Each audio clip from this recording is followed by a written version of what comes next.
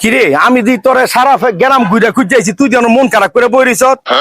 আমি কিন্তু বাবা লাল মিয়ার মায়ের লগে তোর বিয়া ঠিক করে আইছি। তোর বন্ধু বান্ধব যারা আছে ঘরে দাওয়াত দে, আগামীকালকা তোর বিয়া। না আমি বিয়া করতাম না।